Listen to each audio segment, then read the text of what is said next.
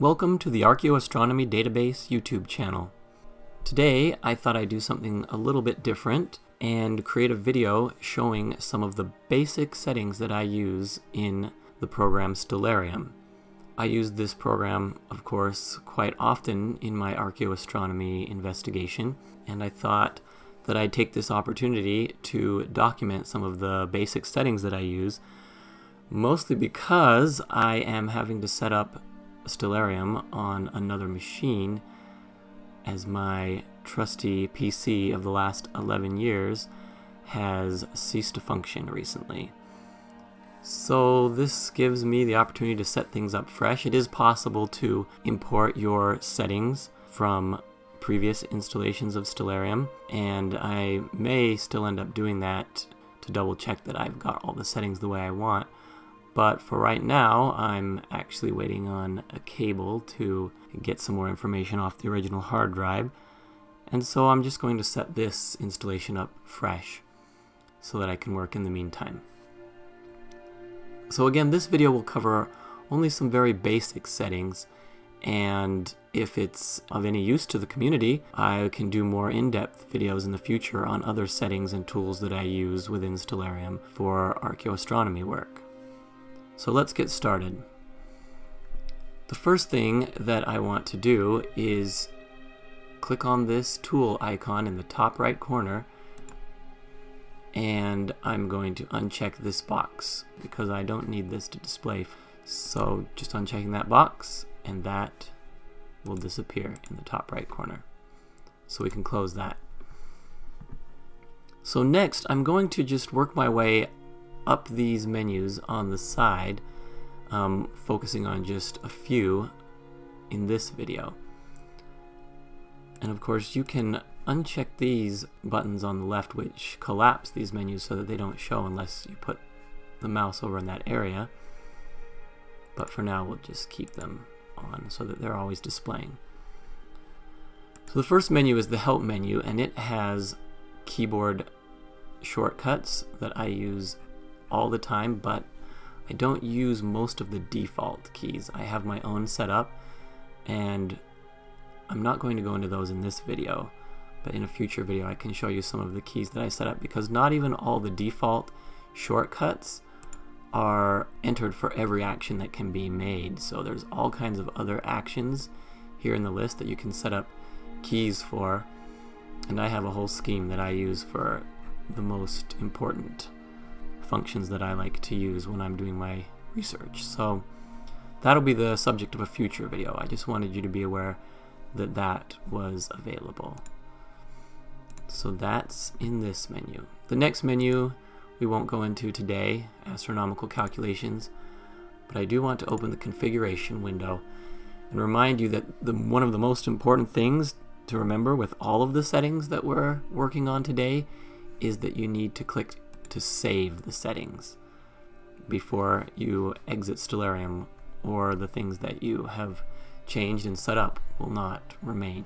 You can also save a view so that Stellarium always opens in the same direction and view that you have, and of course you can restore defaults here.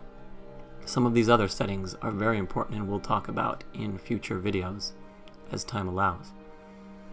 So we'll come back here and save the settings at the end. Remember that. Okay, the next section is the information tab. If I were, for example, to click on a star like Rigel in Orion, I would get all this information. It's a little bit more than I need, and of course it clutters up the screen. So I'm going to turn off the ones that I don't need. Sometimes I do like to keep the catalog numbers on. You can see those are up here, but I'll turn them off for now, and I just turn them on as needed. If I'm doing particular work with a star or a video with stars, I may turn that on so that viewers will be able to see not just the most common name, but also other designations. Now I will turn off this one. I like to keep on the right ascension and declination of date, so that when I'm changing to different time periods, even far in the past, I'm getting the numbers for that time period. This always shows you the current astronomically set numbers, which they update from time to time. These ones are set around 2000.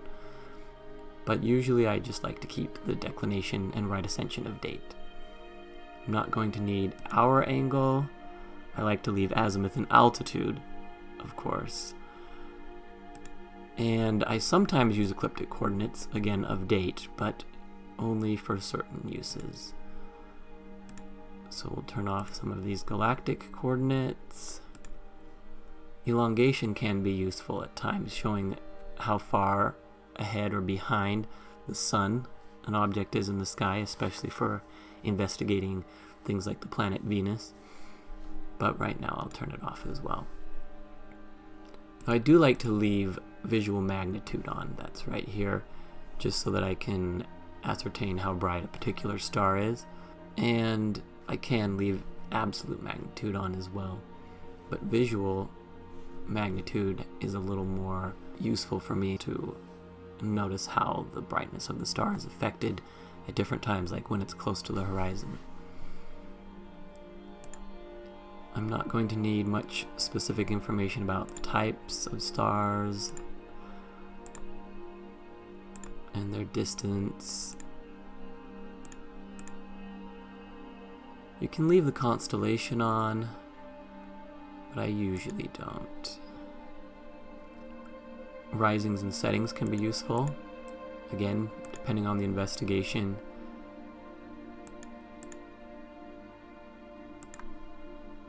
And once in a while I will leave additional information on, especially for the moon, because it includes the illumination percentage of the moon and the phase. But if I'm not working with the moon, I'll usually leave that off, because it also comes with a lot of extra information that I don't need. I kind of wish there was a setting just for lunar illumination and phase. So with those settings, we have a lot less to deal with up here in the corner. And just for purposes of demonstration, I'll show that as I move the sky, you can see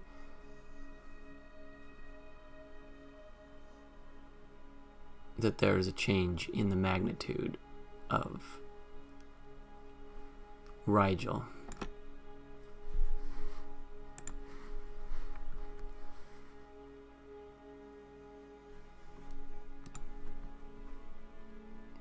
So now that we have the settings in this menu set up, I'm just going to go over here to Extras, and there are various different buttons that you can turn on that appear down here,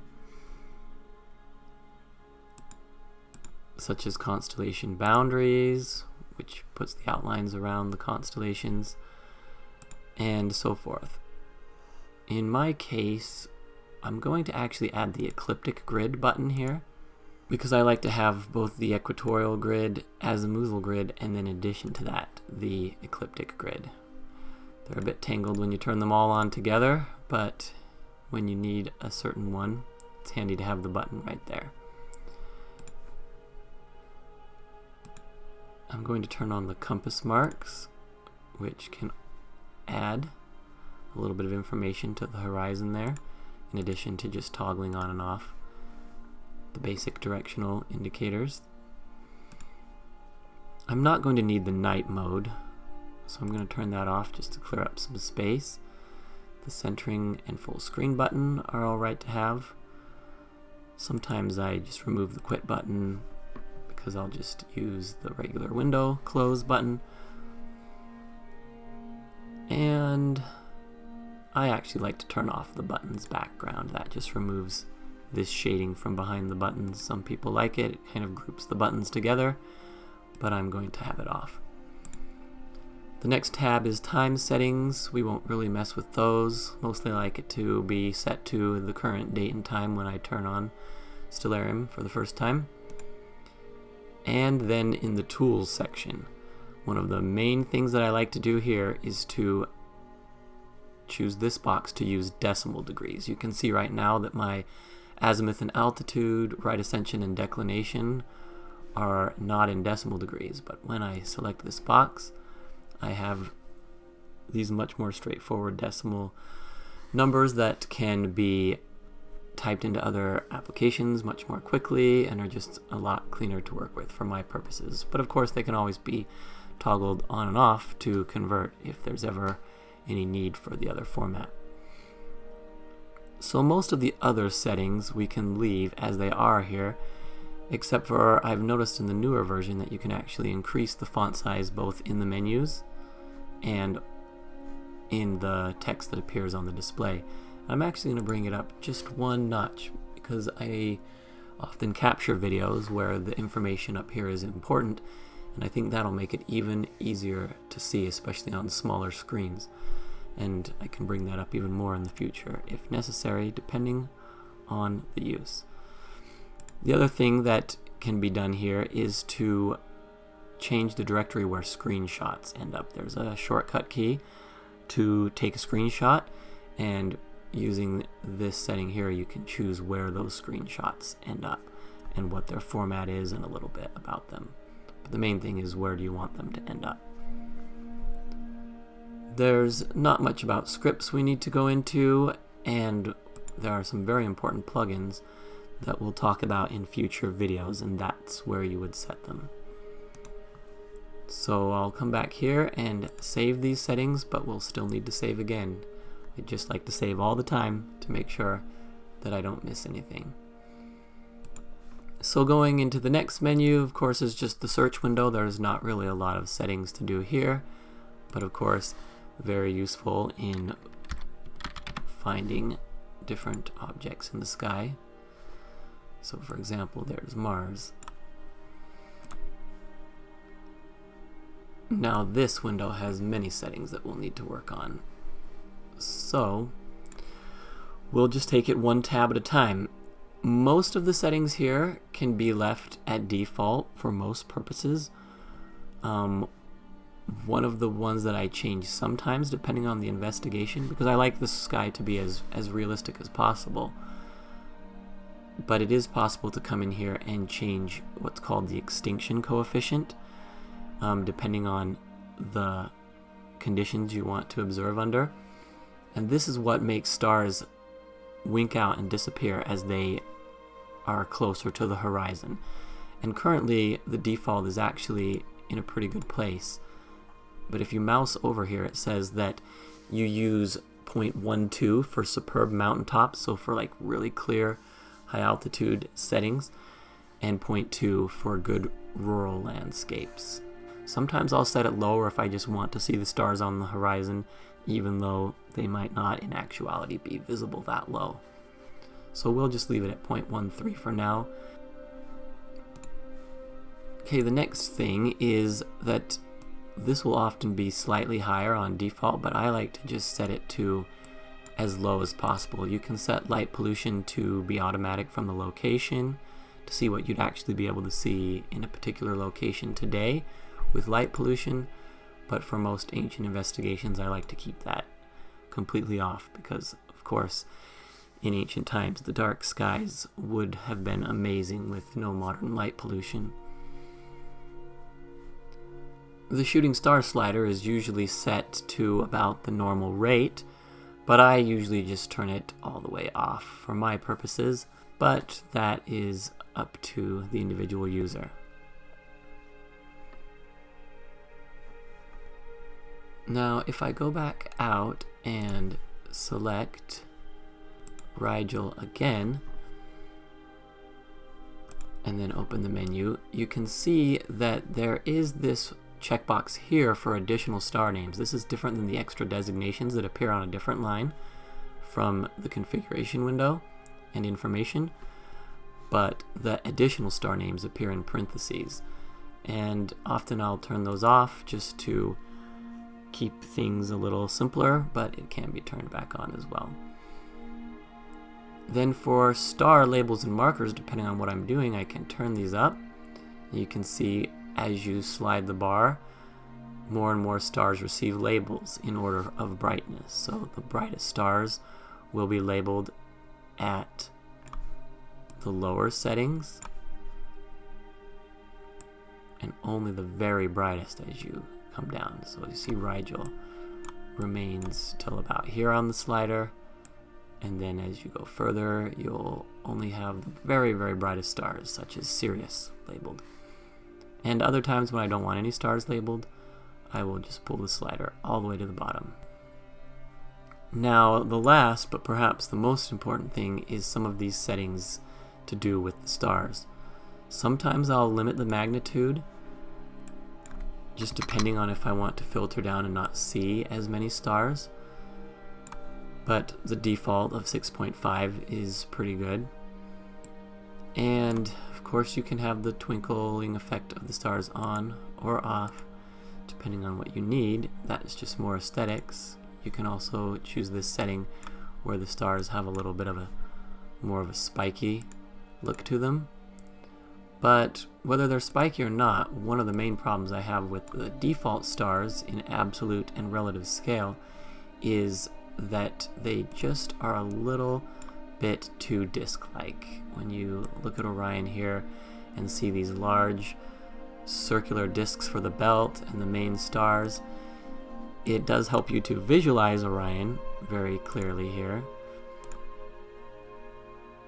but it's not very realistic and can kind of clutter things up and throw things off. So what I'm going to do, I think most of the time, I've just set these to 0.5, which I can now still see the shape of Orion and his belt, but it's just a little more nuanced and a little more how the sky would probably appear just under normal conditions. Just a little less distracting in my opinion. So again, we can see Orion's belt in the outline.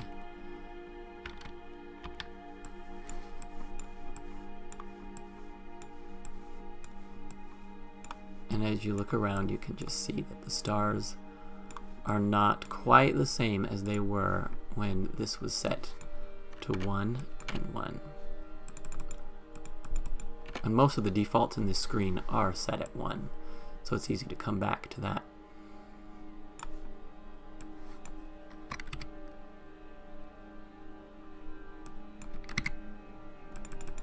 And you can experiment a little bit with what you'd like.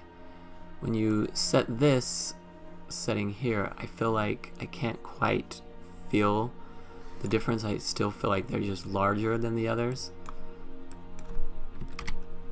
And setting it like this,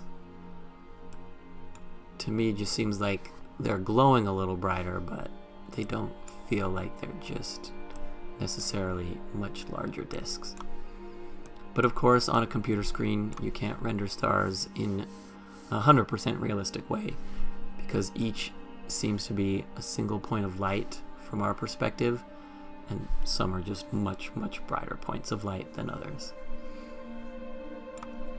So that is the main settings for the regular sky tab. For solar system objects, there's not a lot that needs to be done. Most of the time I'll leave on the moon's halo, the sun's glare. There is a limiting magnitude checkbox here as well, where you can cut down on the objects that are labeled, and of course the labels and markers works in a similar way. So to demonstrate that, let's go back.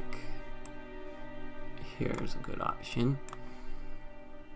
So here we can see Jupiter and Saturn, but also we can see Vesta, a dwarf planet.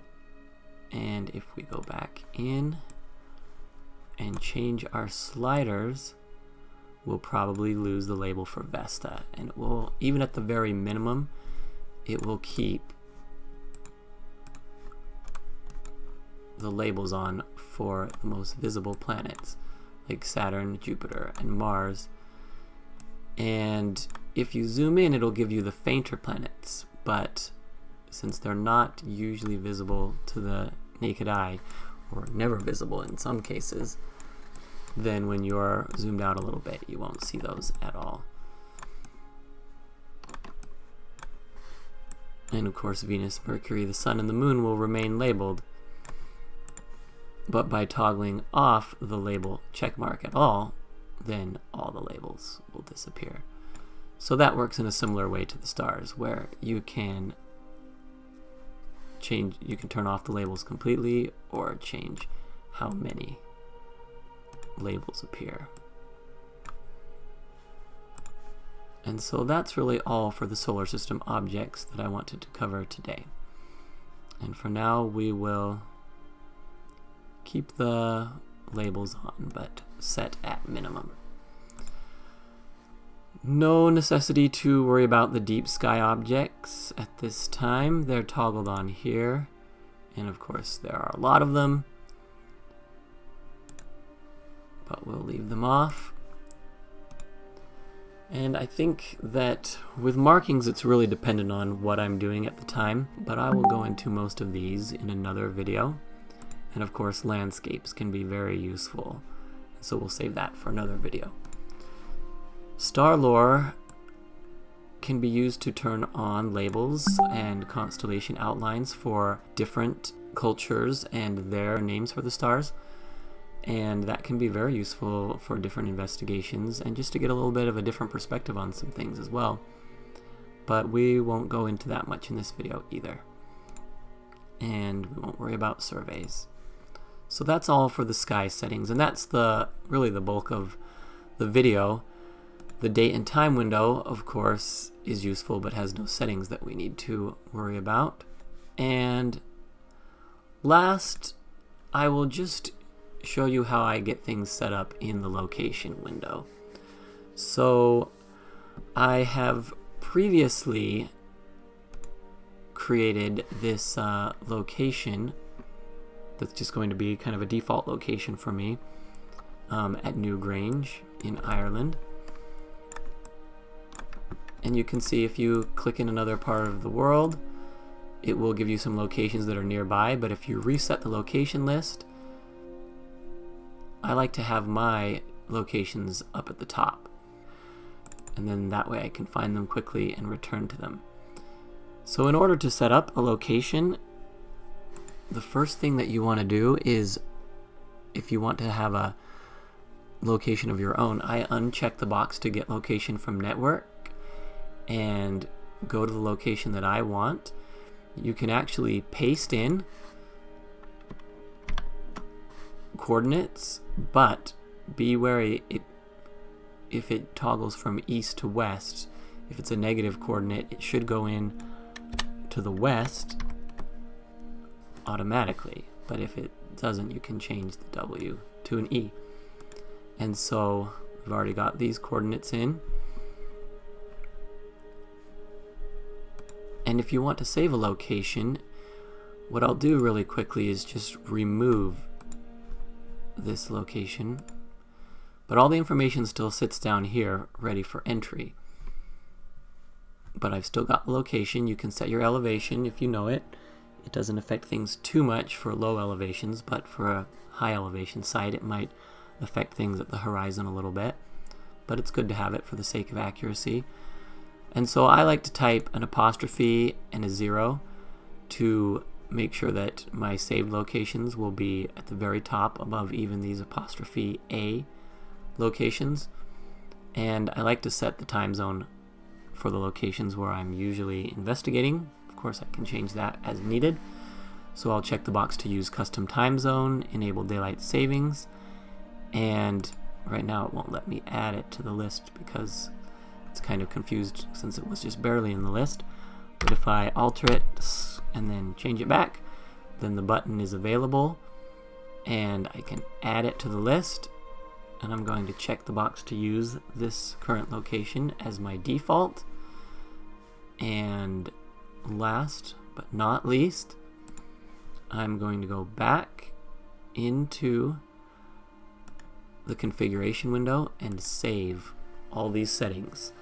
And then I'm going to, of course, want to exit out and come back in and make sure all the settings that I have worked on have stayed. And then I can just come back in every time and know that my default settings are now the way that I want them, so I don't have to spend time changing some of those basic things around. And I can start from there, and if I do want to make adjustments, I can do that. And then if I don't save settings during a session, with other adjustments that are temporary, when I come back again, most settings should be back to the defaults the last time I hit save.